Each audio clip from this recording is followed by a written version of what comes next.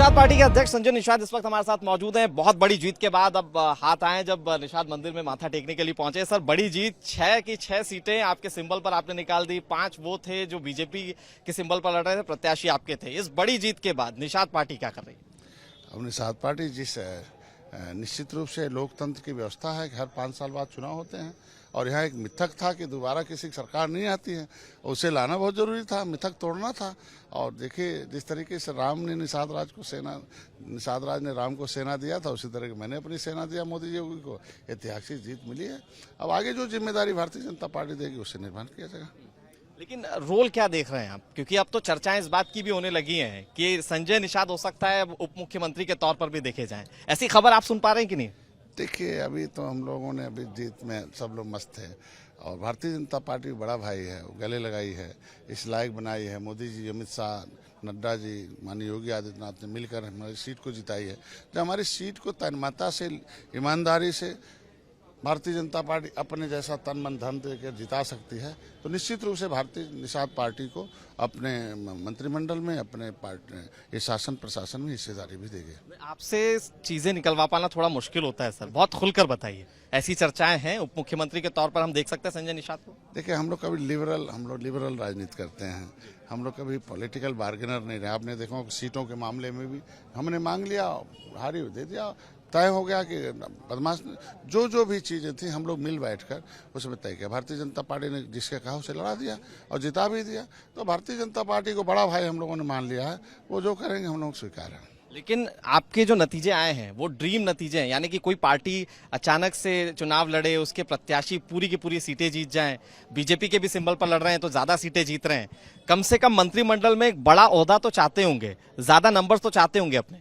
नहीं, हम लोग ये चाहते हैं कि जिसकी 2 जून की रोटी छीनी गई, मकान कपड़े छीने गए हैं और जिन्हें शिक्षा स्वास्थ्य रोजगार से कोसों दूर रखा गया, जिसने इस देश को आज़ाद कराया 578 जातियों ने और उसे क्रिमिनल कास्ट घोषित करके अंग्रेजों ने उजाड़ा था, उस पर मैंने रिसर्च किया, उस पर किताबें लिखी 13 हमने, और उन जातियों को खड़ा करके हमने आंदोलन किया, संघर्ष किया और इस लायक बना और सत्ता के नज़दीक पहुंचाया। तो जो वादा करके हम आए हैं उन्हें वो वादा पूरा हो जाए, वो भारतीय जनता पार्टी करेगी। और मैं पहले भी बता दिया कि आज के दिन में हम लोग पॉलिटिकल बार्गेनर नहीं है, वो जो भी बड़े भाई देंगे उसके हिसाब से जिम्मेदारी हमारे जो जिस लायक होंगे, हमें लायक समझा गले लगाया, हमें लायक समझा इतनी सीटें दी, हमें लायक समझा तो उसे जिताने के लिए प्रधानमंत्री मोदी जी अमित शाह जी उतरे, फिर लायक समझेंगे निषाद पार्टी में जितनी जिम्मेदारी लायक समझेंगे उतना देंगे। लेकिन आरक्षण की बात कहाँ रखी जाएगी? क्योंकि आरक्षण को लेकर आपने जिस तरीके से राजनीति की, कई आपके निषाद भाई बंधु हैं वो बहुत उम्मीद करते हैं आपसे कि हमारा नेता संजय निषाद है, वो तो ऊपर तक बातें पहुंचा सकता है। आरक्षण को लेकर क्या रूप से उन्होंने हमें फीस रूपी वोट दिया है, फीस रूपी हमारा समर्थन किया है, फीस रूपी हमारे साथ उन्होंने संघर्ष किया, जेल गए हैं, डंडे खाए हैं, हमारे साथ भूखों रहकर इस पार्टी को खड़ा किए हैं इस आरक्षण के लिए। तो मैं मोदी जी, अमित शाह, योगी के पास मैं वकालत करता हूं। उस वकालत का नतीजा था, मैं अमित शाह जी को धन्यवाद दूंगा कि जो रात में हमारे लोग गुस्से में आए थे जो लखनऊ में, उसकी जब शाम को अमित शाह जी ने उसे संज्ञान में लिया तो पता चला उसमें अधिकारी रोड़ा है, उन्हें रात में ही हटा दिया और रात में ही लिखवा के उत्तर प्रदेश से RGI registrar general of census of India Bharat सरकार को चिट्ठी लिखवाया कि डॉक्टर संजय जो कहते हैं उसे बताया जाए, उसे दिशा निर्देश जारी किया जाए। अब मैं कहता क्या था कि भाई राष्ट्रपति ने हमें 1961 में केवट मल्लाह को मझवार मान रखा, हमारी गिनती 70 लाख की थी और इन बेईमानों ने हमारा वोट लेके हमें घटाते घटाते कलम से मार दिया, 3000 कर दिया।